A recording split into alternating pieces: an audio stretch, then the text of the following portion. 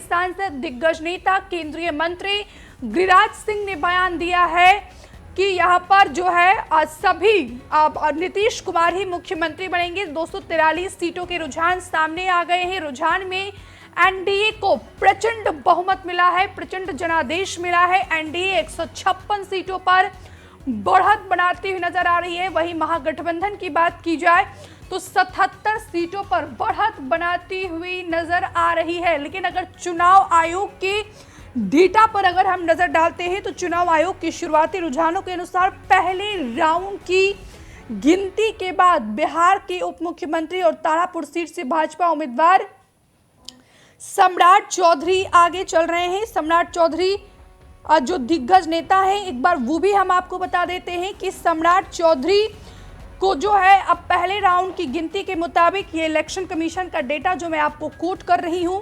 4529 vote मिले हैं, जिसमें से 1780 यानी कि 1780 वोट से जो है सम्राट चौधरी इस समय आगे चल रहे हैं। वही अगर ये देखिए जन स्वराज की बात की जाए तो जन स्वराज के जो प्रत्याशी हैं संतोष कुमार सिंह, उनको सिर्फ और सिर्फ 78 वोट मिला है। इसके बाद की बात करते हैं आम आदमी पार्टी के जो प्रत्याशी हैं राहुल कुमार सिंह, उनको सिर्फ 11 वोट मिले हैं।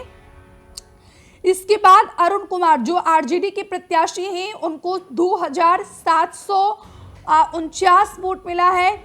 उसके बाद यहां पर हम बात करते हैं जो socialist unity centre of India communist party के जो प्रत्याशी हैं भरत मंडल, उनको सिर्फ और सिर्फ 35 वोटें मिली है। तो यानी सम्राट चौधरी को छोड़कर जितने भी इंडिपेंडेंट प्रत्याशी हैं या आम आदमी पार्टी के कैंडिडेट हैं, सबकी जमानत जब्त होती हुई नजर आ रही है। लेकिन रघुनाथपुर की बात की जाए तो ये भी बेहद हाई प्रोफाइल सीट है, क्योंकि यहाँ से शहाबुद्दीन के बेटे को आरजेडी ने टिकट दिया है, ओसामा को। ओसामा यहाँ से जो है अब यहाँ पर वो फिलहाल आगे चल रहे हैं। लेकिन फिलहाल महागठबंधन आरजेडी के लिए एक बुरी खबर है, कांग्रेस के लिए भी बुरी खबर है कि 17 से 14 पर पहुंच गई है कांग्रेस, और आरजेडी 52 से 51 पर पहुंच गई है। लेफ्ट 9 से 7 पर पहुंच गई है। वीआईपी 2 से सुपड़ा साफ हो गया है। लेकिन रुझानों में एनडीए को जबरदस्त बम्पर तरीके से जीत मिलती हुई नजर आ रही है। और ऐसे में बिहार में रुझानों के बीच इस समय की बात की जाए तो हमारे डेटा के अनुसार जेडीयू सबसे बड़ी पार्टी बनती हुई नजर आ रही है, क्योंकि जेडीयू की बात की जाए तो जेडीयू 75 सीटों पर बढ़त बनाती हुई नजर आ रही है। वहीं अगर बात की जाए बीजेपी की तो भारतीय जनता पार्टी 70 सीटों पर बढ़त बनाती हुई नजर आ रही है। छपरा से खेसारी लाल यादव इस समय पीछे चल रहे हैं। लखीसराय से विजय सिन्हा इस समय पीछे चल रहे हैं। और उसके बाद की बात की जाए कांटी सीट से जेडीयू के प्रत्याशी आगे चल रहे हैं। अलीनगर से मैथिली ठाकुर आगे चल रही हैं। अलीनगर से तो लगातार मैथिली ठाकुर आगे चल रही हैं। मोकामा जो बेहद ही हाई प्रोफाइल सीट है, यहाँ से अनंत सिंह आगे चल रहे हैं। इसके बाद की बात की जाए यहाँ पर लखीसराय सीट कांटी सीट से जेडीयू के जो अजीत कुमार हैं वो आगे चल रहे हैं।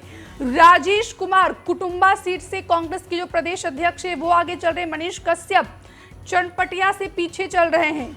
इसके बाद बात करते हैं ज्योति सिंह से काराकाट जो निर्दलीय प्रत्याशी हैं, पवन सिंह की पत्नी हैं, वो भी फिलहाल पीछे चल रही हैं।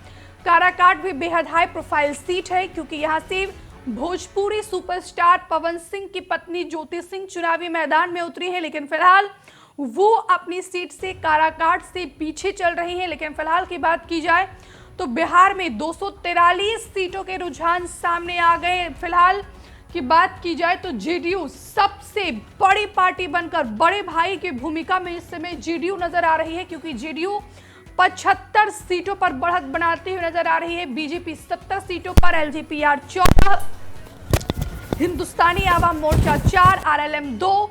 तो वहीं आरजेडी महागठबंधन की बात करते हैं तो आरजेडी 51 सीटों पर बढ़त बनाती हुई नजर आ रही है। आईएनसी 14 सीटों पर, लेफ्ट 7, वीआईपी का सुपड़ा साफ हो गया है।